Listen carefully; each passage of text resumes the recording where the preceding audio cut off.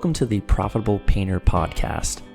The mission of this podcast is simple: to help you navigate the financial and tax aspects of starting, running, and scaling a professional painting business. From the brushes and ladders to the spreadsheets and balance sheets, we've got you covered.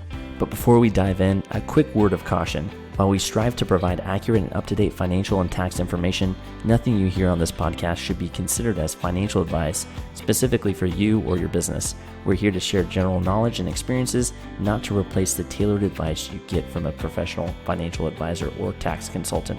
We strongly recommend you seeking individualized advice before making any significant financial decisions. This is Daniel, the founder of Bookkeeping for Painters. I'm a CPA that works exclusively with painting businesses to help them know their numbers and what they mean and save big in tax. And today I'm here with Richard Danton, enrolled agent. How's it going, Richard? It's going really well, Daniel. How are you? I'm doing well. I'm excited. Awesome. I'm excited to talk about today's topic, which is mixing personal and business together. This is like a big topic. A lot of folks, when they initially come on board with us, we kind of have to give them this spill on why you want to keep these two things separate: business and personal. There's at least 5 things, probably more, 5 reasons why you want to keep these two things separate to protect yourself and keep your financials clean. So I'm excited to jump into today's topic. Yeah, it is a very common thing that we see, and it's so easy to do, right? Like we're running out to the job site and we go to grab lunch and we, swipe the business credit card, or maybe we're at Sherwin-Williams and we just pay cash out of our own pocket, and we got that they call it co-mingling in the accounting industry. And it's so easy to do, but it really can be something that damages our business. It can, we want to make sure we don't co-mingle because it's important to protect our business, our money, and even our personal assets could be at risk if we, had a bad habit of co-mingling. So I'm not gonna sugarcoat it. I've done it myself plenty of times. I think every business owner has, but we're trying to break bad habits today. Let's do it. All right. So you mentioned there's about 5 reasons why we want to avoid co-mingling. And I think number 1 is probably one of the most important and also one of the least well understood. And that is the loss of legal protection when you co-mingle your finances. Most everybody listening who has a business probably has some kind of a legal entity. 90% of you are probably LLC. Maybe a few of you have a corporation. And that's a really great thing because those legal entities give you separation between your personal life and your business life. And it provides a certain amount of protection. We call that the corporate veil. Think of like an invisible wall that prevents people who are suing your company from coming after your personal bank accounts and your personal assets. It's very valuable to have. It's really the primary reason to have an LLC or a corporation. But if we are co-mingling our personal and our business expenses, then we are like taking a sledgehammer to that wall. We're just tearing down that corporate veil. And we might think, well, that's all very metaphorical, that's all on paper. But when it comes to a lawsuit, everything is on paper. And a judge is going to look at your business records and they're going to say, hey, I don't see a separation between you and your company, right? I see, Netflix and McDonald's and all this other stuff coming out of your business account. It doesn't look like you are actually operating a separate entity. And so I think I'm going to grant the plaintiff's motion to pierce the corporate veil and come after you personally. And that would be really, really tragic because then all of our assets would be at risk. So it sounds like a small thing, and really it doesn't take a whole lot of effort on our part, but it's super, super important if we should ever be unfortunate enough to be in a lawsuit. So you might think about, just as an example, let's say, you have an accident on the job site. Maybe one of your guys spills a gallon of paint on a $10,000 Persian rug, and that homeowner sues you.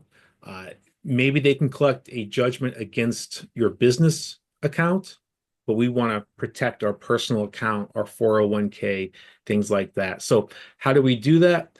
Well, we want to have a business checking account, not a personal checking account that we pay for all of our business expenses out of. And while we're at it, let's also get a business credit card in the name of the business. We might co-sign or be a secondary on there, but the primary should be, the name of our entity.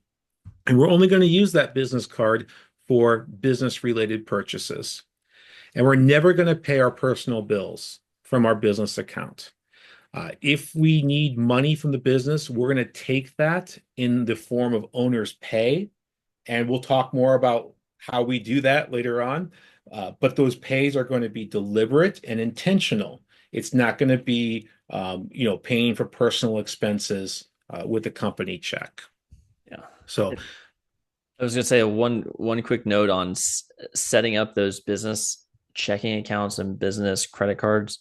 Like you said, in the business name under the EIN of that business. So if you have an LLC or a corporation set up, you should have a employer identification number, which is basically like a social security number for a business, and make sure that the accounts are opened up under that EIN of that business so that you have that separation.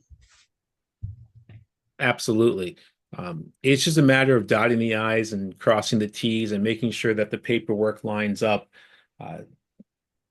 So yeah, try to have everything under that business account. The second reason we don't want to combine our personal and business finances is that we would increase our audit risk by doing so. When you have a lot of personal expenses inside your business account, it's like waving red flags, asking the IRS to look into your situation more closely.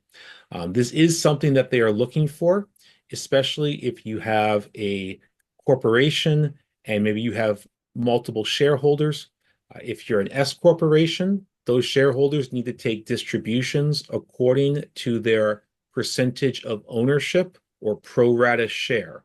So if your distributions get lopsided, like you're 50-50 partners, but you're spending a lot more of the company money on personal expenses than your partner is, now we're just really shooting up flares saying, hey, something's wrong here, and we're inviting the IRS to look more closely. So imagine if you did get examined by the IRS and they said, well, we see that you've got like, $5,000 of automobile repairs and $10,000 of materials this month, but we also see Netflix and groceries and then Amazon. What's Amazon? Well, that's business. Can you prove it? Do you have the receipts? Can you show me the business the purposes? If not, they're going to be inclined to disallow it because they've already got evidence that personal expenses are going on here.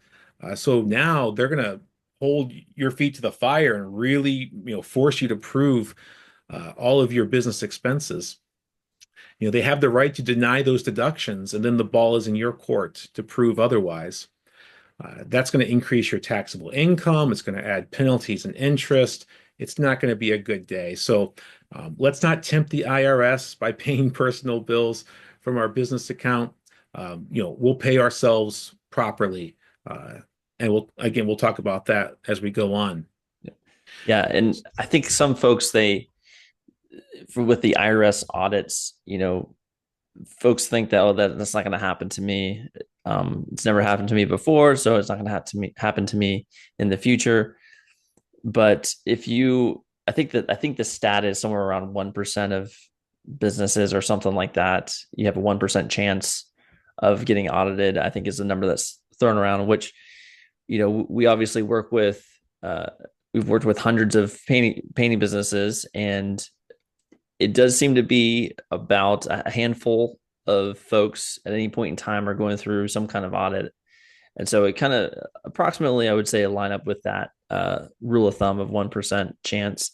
And if you're in business for any length of time, or if you plan on being in business for the extent of your career, it's not really a question of if you're going to get audited, it's a question of when you're going to get audited. So, definitely take this seriously. It's getting in the good habits. Once you have these good habits established, it's too easy to do. The problem is if you get into these bad habits, and then you're going to have to deal with all this pain of an audit and denied deductions and all this stuff. So it's good to just establish those bad habits from the beginning or from starting now, so you don't have to worry as much moving forward. Yeah, absolutely.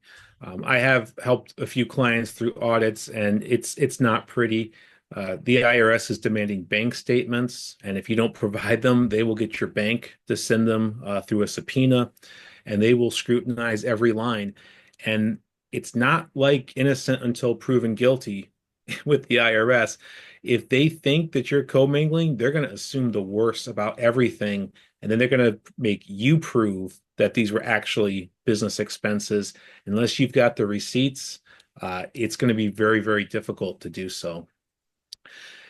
Yeah, so the third reason we don't want to commingle is we don't want to lose out on potential deductions by using personal money for business expenses.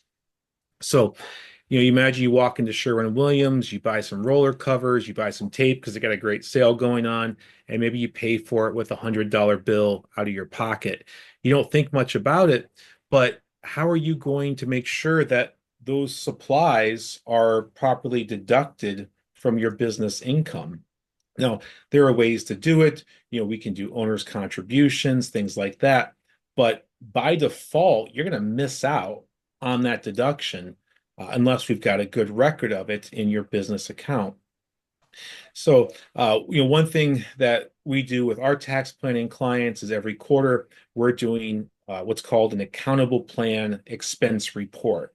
And this is set up for those personal expenses so that we're documenting them and that we are reimbursing the business owner from the corporation for those personal expenses. It's also a great way to capture things that aren't necessarily like cash transactions. So maybe you have a home office that you're running your company out of, or you're using a personally owned vehicle for business. We're going to capture the value of those assets, and we're going to make sure that you get reimbursed. Now, if you don't do an accountable plan reimbursement, you're probably going to miss out. Or if you don't do them on time and you don't do them according to the rules, the IRS has the right to reclassify those reimbursements as like draws or distributions, and then they're going to disallow that deduction. So best course of action, make sure you pay for everything from the business account. And if there is an occasional personal use of money, you record that in your accountable plan and you go through the right steps to be properly reimbursed so that you get your money tax-free out of the company and the company gets the deduction when they file the corporate taxes. All right, number 4. This is one that we don't think about too much, but it certainly could be a problem. And that is business credit and loans could be denied. Now, why would that be the case? Well, the bank is going to want to look at your business records to see if your company is profitable enough so that they can feel confident in loaning money. And if they can't get a clear idea of what your profit is because there's so many personal transactions in there, they're not going to feel comfortable underwriting that loan or that line of credit. Imagine how embarrassing it would be to be showing your bank records to the banker and you're saying, well, you got to take this out and you got to take that out, and that doesn't really count. And if you move this over here, it all looks good. You're just kind of eroding away their confidence in you. How much better would you feel and more confident would you feel if you walked in with a clean P&L, a clean balance sheet with no commingling, and now the bank feels very confident about giving you that line of credit that you need? This does happen from time to time. Banks don't really need a reason to deny a loan other than they don't feel good about it. So we don't want to give them anything that might accidentally spook them. The way that we can build a good relationship with the bank and build that good that goodwill is to have a business checking account and a business credit card with that bank. They can see that you have a history of paying your credit card on time, you're not overdrawing, you're not having bad checks, and they can see all of your business expenses coming out of those business accounts. Having those, nice, clean, separated financials is going to be important to them. So those are kind of the 4 reasons why we do not want to mix business and personal. But now, how do we properly pay ourselves out of our company? Because obviously we're working hard so that we can provide for ourselves and our families. So if we're not going to pay for personal expenses directly out of the business, how do we take proper owner's pay? Well, it's going to depend on whether you have a LLC that is disregarded, so also known as like a sole proprietorship, or if you have corporate taxation. If you are a disregarded LLC, aka sole proprietor, then you are going to take owner's draws. And this is going to be a formal writing of a check from the business account to yourself with owner's draw in the memo. It's going to happen on a somewhat regular basis. It doesn't have to be super formal, but it shouldn't be sloppy or haphazard, right? A $4.50 owner's draw to buy, McDonald's. Well, McDonald's is way more than $4.50 now, isn't it? I'm thinking back in the 90s. But you know what I'm getting at. $10 here and there to buy McDonald's is not a good way of doing owner's draws. Much better to have like a set monthly amount, and then you can give yourself additional amounts based on if you have extra profit that month. Now, if you are an S Corp, you're going to do something similar, but you are also and foremost going to pay yourself a reasonable salary. That is a formal salary ran through payroll with payroll taxes and withholding taken out, filing 941s with the IRS, filing paperwork with the state, and it's going to be an amount that is commensurate to what you do in your business. And this is a very formal salary, and it's required for people who have S Corps. It is something that you don't want to take lightly, because if you do not pay yourself a reasonable salary, the IRS is not getting any payroll taxes, and that makes them very, very cranky, and it makes them want to look into your situation to see what else you might not be paying. So I encourage my clients to be aggressive with their salaries. And by aggressive, I mean trying to keep it very modest so that you are only paying the minimum amount of payroll taxes, but having it at a level that is defensible and reasonable based on what you do. And that's going to be different depending on where you live, how many hours you work in your business, what your role is in the business. So we do, very comprehensive salary recommendations at our firm, helping people know exactly what they can pay themselves to minimize payroll tax, but also have a very rock solid, defensible recommendation that would stand up to scrutiny. Now, once you've paid your salary, then you would be entitled to distributions.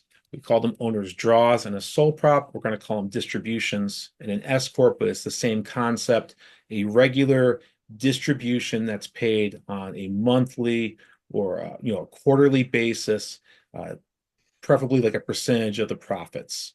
And those would come to you free of any kind of payroll tax. Yeah, and going back to the reasonable officer salary, it's super important to get that salary dialed in. We just onboarded a new client today, actually, and looking through what he was paying himself via salary for his S Corp officer salary, and he paid himself $163,000 for the year, which is very high, especially considering his business is a good sized business, a little over $1 million, but nothing too crazy. but he had a very high salary, and he was just doing basic business owner stuff. So he could have probably had a salary about $100,000 lower and saved himself about $15,000. So make sure you're getting those reasonable officer salaries dialed in for what you're actually would have to pay someone else, like the market rate, and getting those dialed in, because you don't want to pay yourself too high of a salary, but you also don't want to pay yourself too low of a salary to make the IRS upset. So that's an easy way you can save big in tax there. Yeah, that's a great point. I think the Social Security office should send him like a fruit basket or something because he's probably been single-handedly, keeping his area funded. Yeah, high payroll taxes is great for the Social Security and the Medicare. It's not so great for you as a business owner. So pay your fair share, but no more than that is the way to do it. Yeah. Especially with So all those 190-year-olds that are out there drawing Social Security. yeah. Uh, just kind of the key takeaways from this episode. It seems like a simple thing, but why do you not want to mix business and personal? Well, you lose your legal protection. You put yourself at an increased IRS audit risk. You could be missing out on some very valuable tax deductions, and you could be making it very difficult for your company to get a loan or a line of credit in the future. The way you fix this is to pay yourself correctly and then to only spend your personal money on personal expenses. So, if anyone has any questions about how to do that or how an accountable plan works, or they need help getting their salaries dialed in, we would love to hear from you. You can go to our Facebook group, Grow Your Painting Business. Jot down your question there in the comments, and either Daniel or I would be happy to talk to you further about that. If you found this podcast helpful, we hope that you subscribe, and we hope that you join us on the next episode.